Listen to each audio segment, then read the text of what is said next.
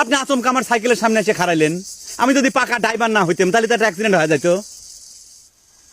চালাচ্ছু তো একখান ভাঙা সাইকেল, কথাবার্তা করছু ট্রাক ড্রাইভারের মতো। এই তোর বাড়ি কনে, তোর নাম পরিচয় কি?